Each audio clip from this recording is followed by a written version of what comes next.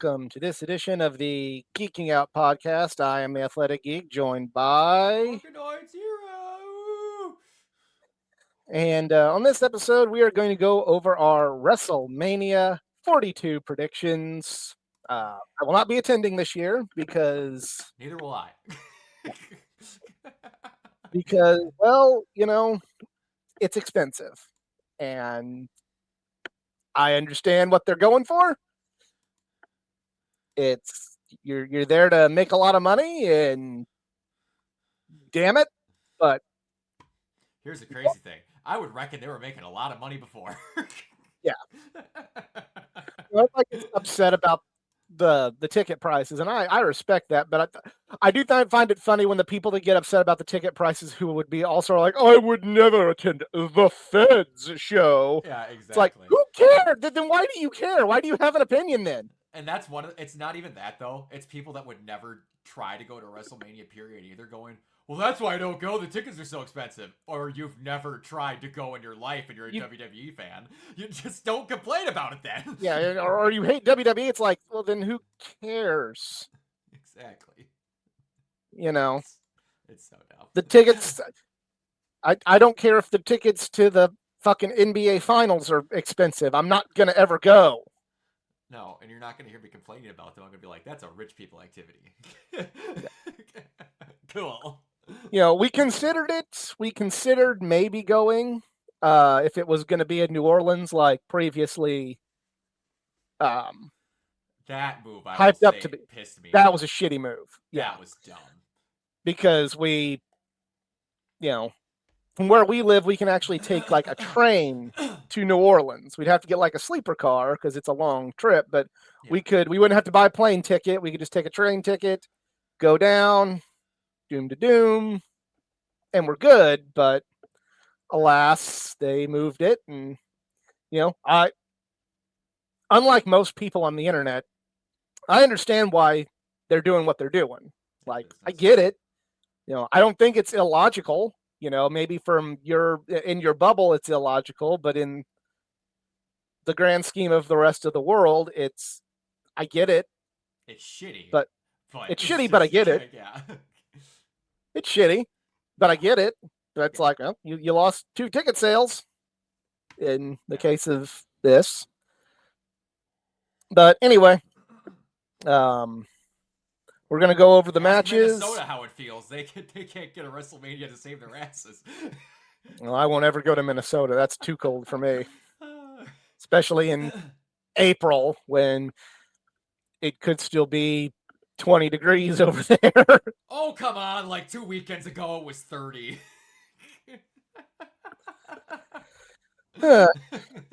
So we're going to use Wikipedia as our source. So keep that in mind for what's going on. Yep. But we're going to go over the card and give our predictions and thoughts on what's going on, starting with the vision of Logan Paul and Austin Theory, along with I Show Speed versus the Usos and LA Knight. I'm gonna be honest with you. I could not give a rat's ass less about this. I don't care about this. Again, I'm not so far in my bubble where I'm like, I get why they're doing this. I Show Speed apparently has a following. Oh yeah. People will tune. I don't know anything about him, but people will tune in to watch I Show Speed do something. Yep. And same thing with Logan Paul. Logan Paul, I don't think he's a good person aside, but I think he's at least paid enough dues that he's a wrestler. He's taking to wrestling like a duck to water. He is a wrestler. Yeah. He's on Raw every week. He's, he participates in matches that, maybe they're not what the internet will consider good, worthy of being in the ring with their expert opinions of, reading the internet. But, I can give credit to someone I don't like when it's due. He's a wrestler. Oh yeah. 100%. If you're not a gatekeeping douchebag, he's a wrestler. Yeah. He's a douchebag too, but Yes. still. He's a horrible human being. I think the Vision's going to win just for the fact that the Vision hasn't gotten a win in roughly 98 years. Yeah. Yeah, I feel like they're going to keep teasing tension of Jay and Jimmy in LA. They're not going to be able to get along. And, Nope. I have a sneaking suspicion Show Speed's going to get the pin over LA Knight. Just because, even though I enjoy WWE a lot more than I did 4, 5, 6 years Somebody ago. important hates LA Knight. Yes. Which I don't like because he's a great dude. Oh yeah, but I'm going with the Vision over the Usos and LA Knight, and Show Speed is going to get the win. He may be a fluky win, which I can swallow that pill. Yeah. But Show Speed's getting the win. Speed is a natural freak athlete, so I can see him putting reps in to be able to do what he needs to. I will admit, he's a little bit more of an overinflated ego douchebag at times, because God knows he's friends with Logan Paul. But he is a natural freakazoid athlete, so he can do shit if need be. Yeah. Yeah. Next up, according to Wikipedia, is Jacob Fatu versus Drew McIntyre in an unsanctioned match. I love Drew McIntyre, but I hope Fatu eats. Yeah, Jacob Fatu's got to win this one because more on that later. Mm-hmm. More on that later. Mm-hmm. Yeah. But yeah, I'm going Jacob Fatu. Stephanie Vaquer versus Liv Morgan. I want Stephanie to win, but I have a horrible feeling it's going to be Liv. I feel like it's going to be Liv. Because I feel later on down the road, she's going to, like by SummerSlam, Raquel's going to beat her for the title. Raquel or Roxanne? Or Roxanne, yeah. Well, one of the two is going to end up in a program or maybe even a triple threat by SummerSlam. So, yeah. There you go. AJ Lee versus Becky Lynch for the Women's Intercontinental Championship. I think it will be AJ for the sake of it. I feel like, Becky doesn't need it, but I feel like, in terms, because Becky's just Becky, she's untouchable. Becky could lose every match for 2 years and then just get one good win and be right back to where she is. She's in that position because she's just that damn good. Yeah, that's part of my but I also feel like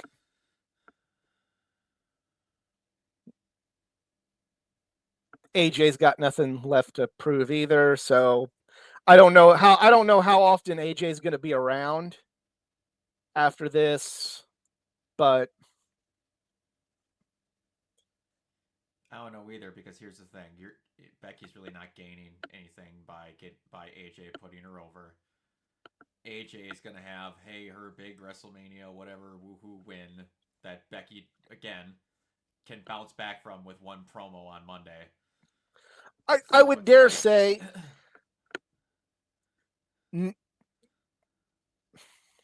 you're fine either way on this one, but I would go with Becky. I would go with Becky because I would want to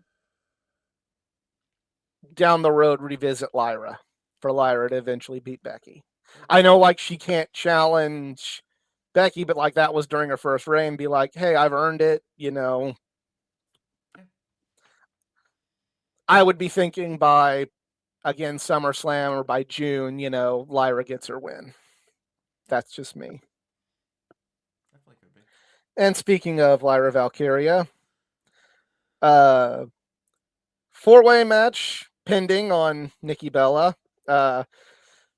For the Women's Tag Team Championship, Nia Jackson, Lash Legend, the Irresistible Forces versus Charlotte and Alexa versus Bayley and Lyra versus the Bella Twins. The rumor going online is that there might be a match between Io and Asuka if Brie's okay, but if she's not, then it'll end up being Asuka and Kairi that sub in for that fourth team. That is the current ongoing rumor. I've seen posted a shitload. I feel like the Irresistible Forces need to retain this one. Let them keep building something to where, down the road, you can build up someone to have a big win over them. They need to have those titles be held by someone for longer than a ham sandwich. Yes. Next up is Seth Rollins versus Gunther, a substitute for Braun Breaker. Oh. This just kind of sidebar in here. This WrestleMania truly feels like 10 years ago when the injury bug just bit the fuck out of WWE, and they were like, you saw like a lot of matches. They're just like, oh, that's not what we wanted. I will say I feel like they've done a better job with this one than they did in 2016. Yeah. As far as, you don't have Undertaker and Shane McMahon in something that makes no sense. They've made, yes, everything in there is not ideal, and yes, it was kind of it was booked on the fly for the sake of, well, here was our money match that's gone now. But it's made more sense and feels more like they've added some more things that I feel like are better than compared to 10 years ago where they threw shit at a wall to see what would stick, and then just and half of it was still oozing down the wall, and they're like, fuck it, let's go with it. But I think Gunther needs to win this one, even though it's not a career. Like, I saw another YouTube account suggest this, and I hate to just like be a follower like that, but they made a good point. If Braun is cleared now, or if Braun is going to be cleared soon, maybe have Braun show up and beat Seth, or help Gunther beat Seth. What do you think? Sidebar that I think is really funny is that the rumor going around is that they were going to have it be Ray versus Gunther, and then the injury happened, and now magically Ray is in that ladder match. Yeah. When they're like, no, Gunther's not retiring me, my son is. But hair versus mask, baby. Yep. But this is another one that I honestly can go both ways. Right now, I think they have Gunther stuck with the stupidest gimmick on planet Earth. I disagree. I love it. He can't retire anyone. I mean, like, he doesn't have to retire. I look at it kind of like the legend killer Randy Orton. But there's a when he wasn't beating legends, he was still like around, doing other things. Yes, he wrestled legend. Yes, he wrestled Shawn Michaels and Mick Foley, and he was being an asshole to legends when they'd show up. But in the interim, he was wrestling Edge, and he was wrestling Rob Van Dam, and he was, but he wrestled more than two and took out more than 3 legends. Right now, we have to wait for moments for him to end careers. That's I don't like it. I'm fine with it, I'm fine with it. He keeps you keep waiting for it, and it's kind of like it's like if in a few years ago in sport and in college football, like Notre Dame, they were the ACC killer for, like any team that was wanting to make the playoffs from the Atlantic Coast Conference was getting like knocked out of contention by Notre Dame. Now, they didn't play a team from that conference every week, but they kind of got that reputation of like, come after us or come and meet us, we're going to end your playoff hopes. Even if you're undefeated and we've lost a couple games and we're out of it, we're taking you out. So I kind of like, I kind of see it similar to that. I'm not going to act like it's the greatest gimmick that ever existed, but I like it. I like, And I would like it a lot more if it wasn't called the career killer. Yeah. The exact word career means he's killing your career, and he can only do that to so many people. If they would have said dream killer or something like that, that's a different story. You can factually do that every freaking day of the week. You can't kill a career every other day. Again, I'm kind of looking at I'm looking at it like legend killer. It's like, oh, okay, he's not killed. That's the difference. In 2003, Rob Van Dam wasn't a legend yet, but he wasn't though. But Randy had a list 5 times longer than the career killer does, and he made that gimmick last damn near a year and a half. He didn't really have much of a list going when he wrestled like Rob Van Dam and Edge, like he had like Foley and just RKOing legends, At least this guy like legitimately did kill some careers, AJ and Cena. I like the gimmick. we might be getting into semantics with that, but To me, I like it. It's just, to me, you don't label the thing unless it's going to do the thing. That's We'll just see how how I many see things it. he's going to keep doing. I mean, they're rumored is he's going But to take out Brock. and that's another thing. I don't think we need to have one singular person and 10 people's careers when a guy was already made and has the longest intercontinental title and already a world champion. I think you can let some other people get the rub off that. Just saying. Just saying. I'm fine with it being Gunther. I'm not. Your point's valid. I'm okay with it. If this is what they want to do, like there's a lot of things to complain about. I'm okay with this one. But Gunther wins this one, and then I believe we are on to the main event. WWE Undisputed Championship. Randy Orton with Pat McAfee challenges Cody Rhodes.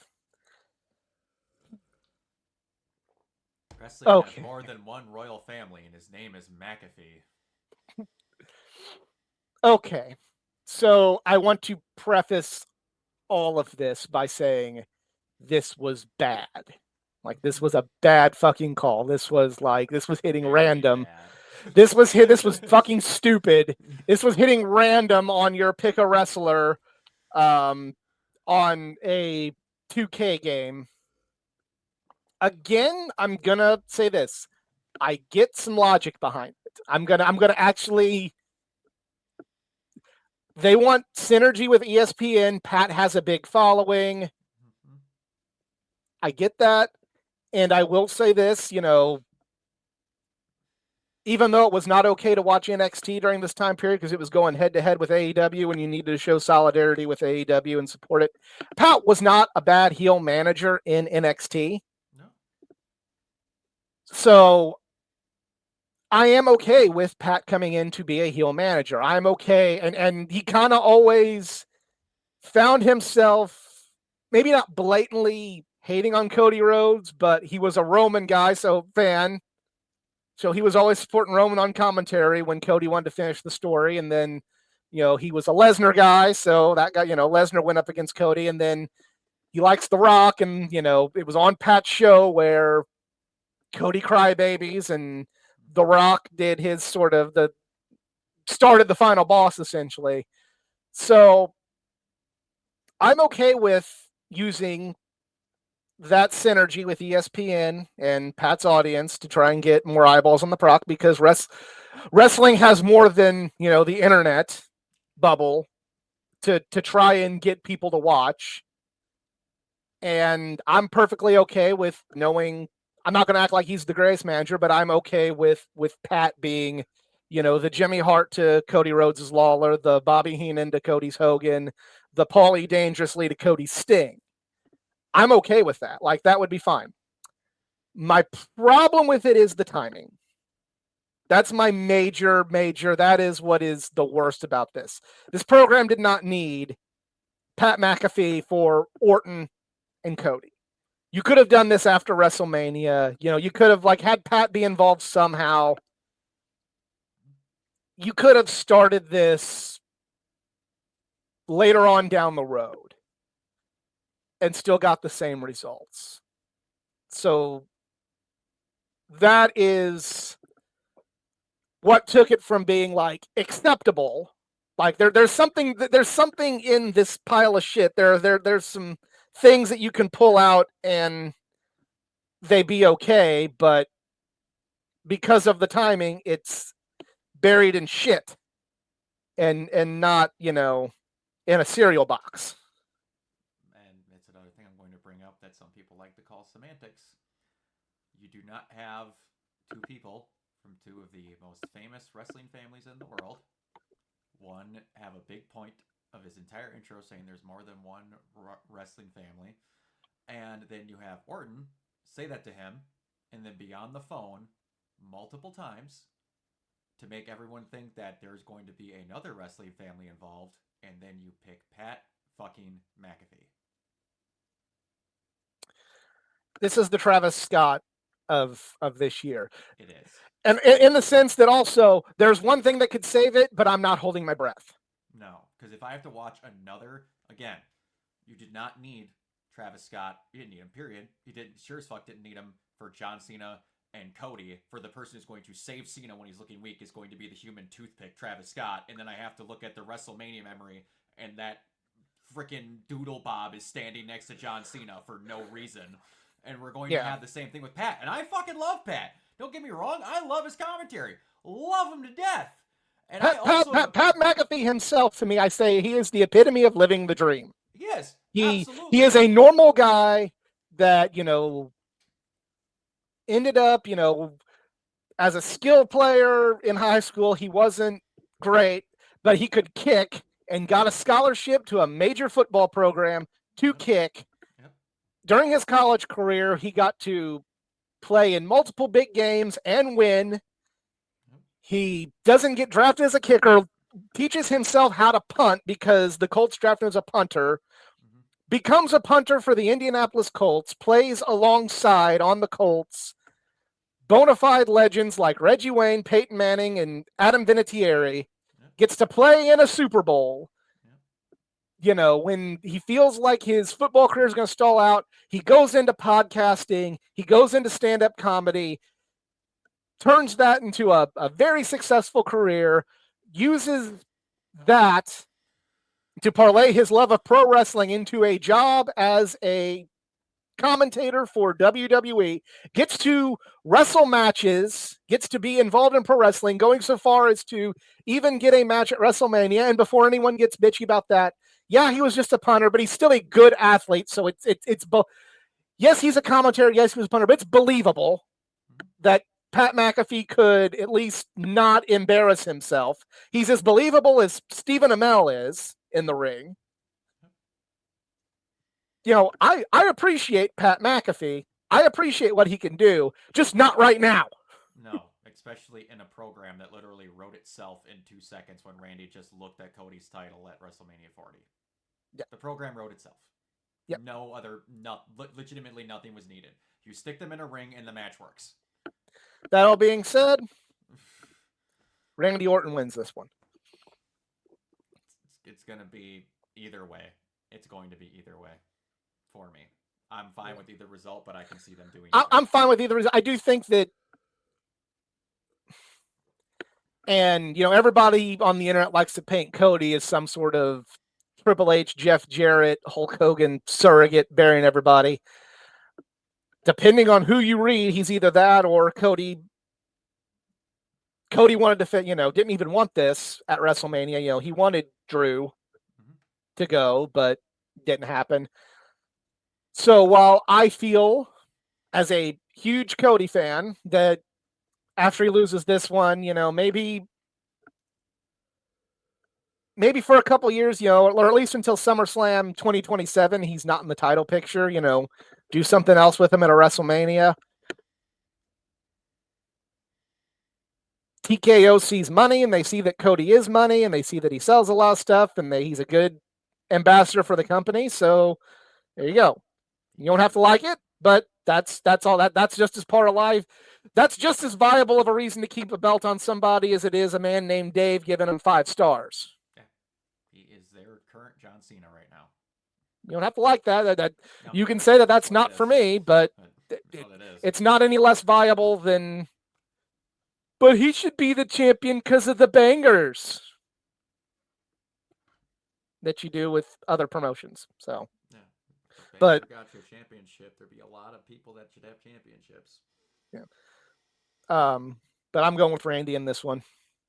And the reason I'm saying I'm going with Randy in this one is I see Jacob Fatu being one of his first challengers.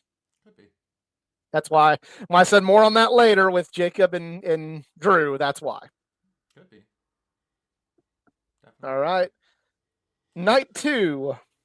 There's only 6 matches announced, and we're recording this on a Friday, so I'm hoping that we still get Kit and Miz versus Danhausen and Jelly Roll, because I love Jelly Roll, and I love Jelly Roll as well, and I love how much of a perfect glove that Danhausen, after one Monday Night Raw, just fit.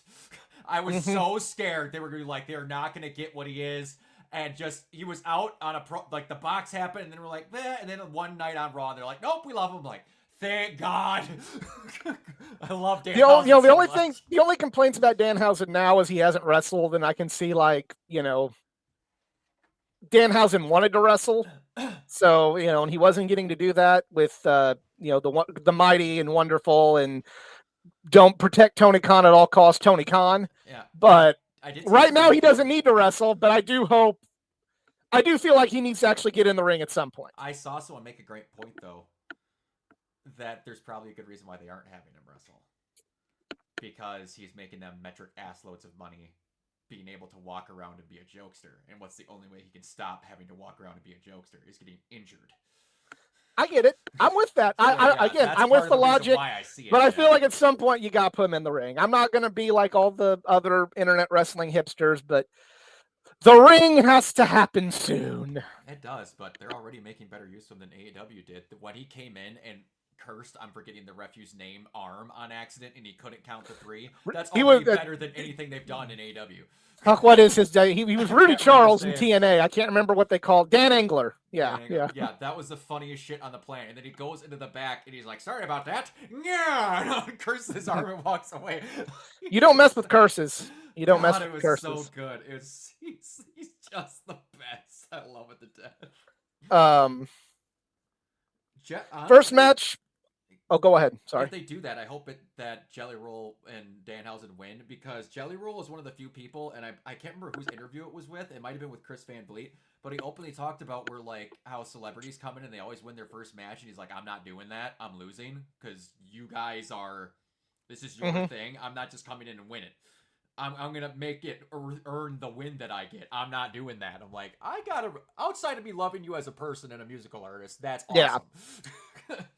I got a lot of respect for Jelly Roll. Oh, yeah. But we have Obafemi versus Brock Lesnar. Oba needs to kill him, in my opinion. Oba needs to destroy Brock, but do we need to bring up Brock's history with black wrestlers? it's WWE, and again, I kind of get Brock's Brock.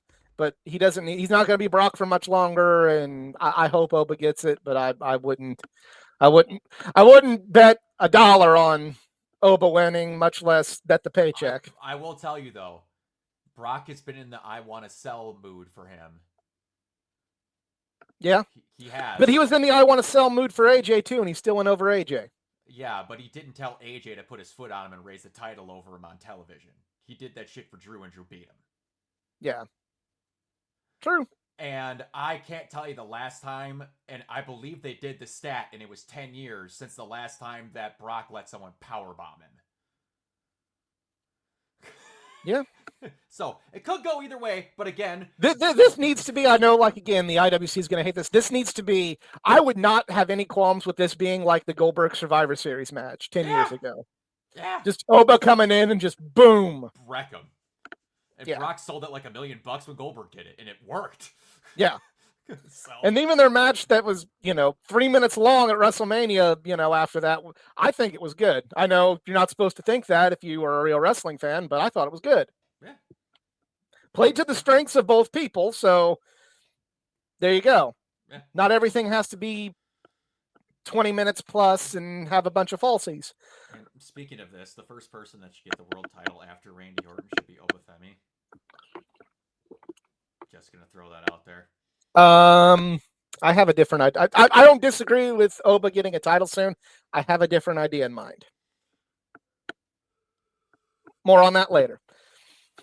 6-pack challenge ladder match for the Intercontinental Championship. Penta, Javon Evans, Dragon Lee, JD McDonough, Rusev, and Rey Mysterio. I love how Jay McDonough and Rusev are so out of place in this match. Yeah. But I kind of like it. I kind of feel like that's, Ric Flair or Kane, when they were in Money in the Bank ladder matches in the past. Yeah. Kind of need that. Like, how are they gonna? And then they do a really cool spot. It's like, okay. Like McDonough's gonna get put into some JD McDonough's gonna get fucked up somehow. I don't know how, but he's just gonna get put through some move or something. And then Rusev's in there to be a good base for all the high flyers to flip off of. I'm predicting one of two. I'm predicting either Penta retains and they give him a nice long reign with it, or Javon Evans gets it to really kind of see what he can do. That's pretty much what I'm probably gonna. I'm going leaning maybe a little bit more towards Javon, but I could also see Penta retaining this one. Yeah, everybody else are just fodder. Yeah. Like they're needed for the match. You know, they're gonna do some cool stuff, but they're fodder. Yeah. Those are the two to watch. Yeah, for sure. Javon's gonna do some ridiculous shit in that match. He's gonna be bouncy. He's going to be bouncy. Yeah. WWE Women's Championship, Jade Cargill versus Rhea Ripley. I am thinking Jade better win this or take the title, or like her reign's been pointless. Yeah, I'm thinking Jade wins it because I think Io is gonna turn on Rhea. Okay. Sami Zayn versus Trick Williams. I forgot that match was happening. Trick needs to win this one, regardless.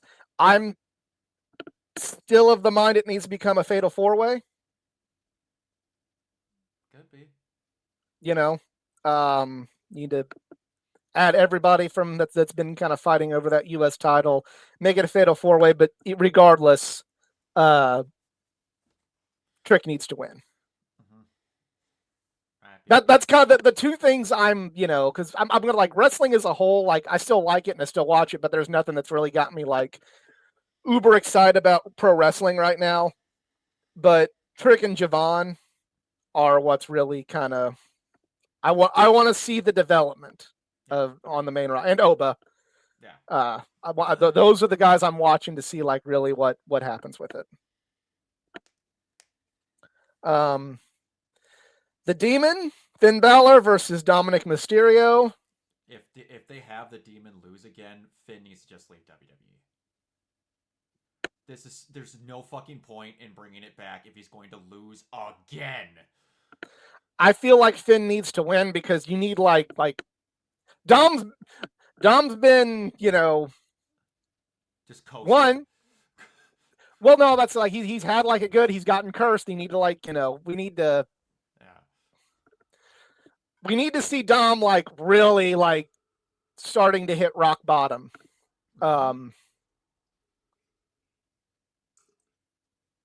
And remember the last match the Demon had?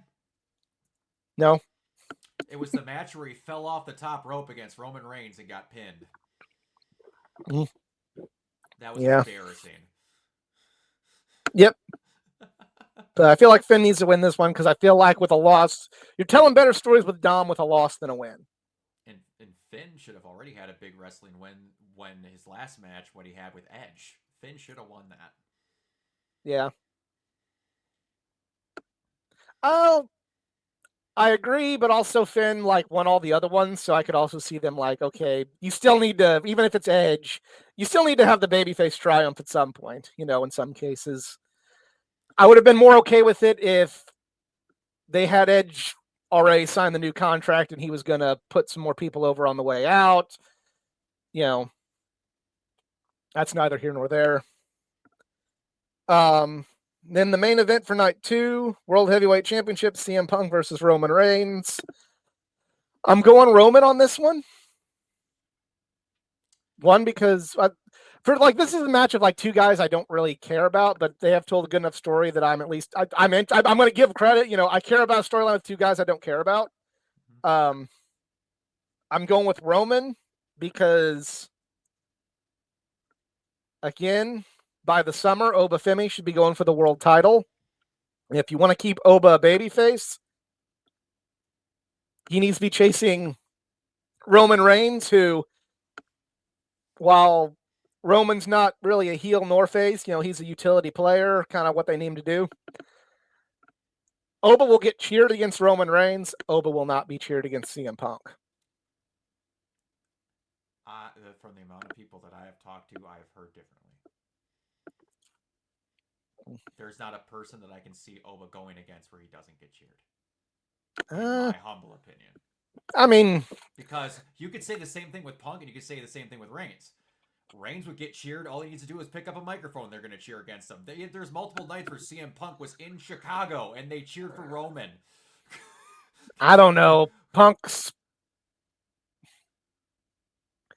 He could pick up a microphone and take cheap shots and be booed, but I think he's going to be the favorite in any match he's in, unless he goes full 2012 Paul Heyman, which he could do. But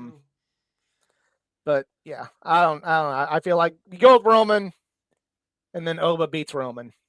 I feel like I don't ever need to see Roman have a world title ever again. I don't. In my opinion, it's not what I want personally. I know, but I'm kind of like trying to think like, but I get it. It's one of those I don't like it, but I get it. I felt like Roman had that title for 14 years. Yeah. And all his storylines, nothing against Roman. Love the dude. As a person, I love him. All of his storylines turn into the same fucking thing. Every one of them. No, it's also a prediction show, so I'm trying to think like WWE would. Yeah. And I see that's kind of how I can see that's how they would think on this matter. Yeah. But, it could all be different. It could all be different. I'm looking forward to watching it, but I don't, have the highest of hopes. Not to just be pessimistic, but it's just like both WWE and AEW right now are not really doing anything where I'm like, oh my God. I know I'm supposed to think that AEW is oh my God, but I don't see any of the oh my God there. I see just kind of like, okay. If that was free on Max, I'd watch it, but I got to pay $40, so I'm not watching it. Good Lord. I have ESPN Plus with my Disney Plus subscription, so that it's coming. It's there. Yeah. Yep. So there you go. But we will that is our predictions, and we will be back with our next time with our review of the show. So thank you all for tuning in. If you enjoyed, like, share, and subscribe. Anything you would like to promote coming up? No, just catch me up.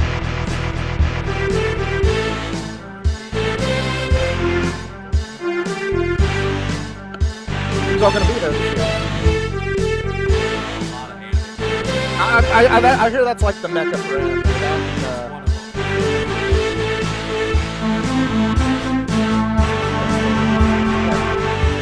Also follow me on social media, facebook.com/athleticgeek89 and Twitter @athletic_geek89. So thank you all for tuning in.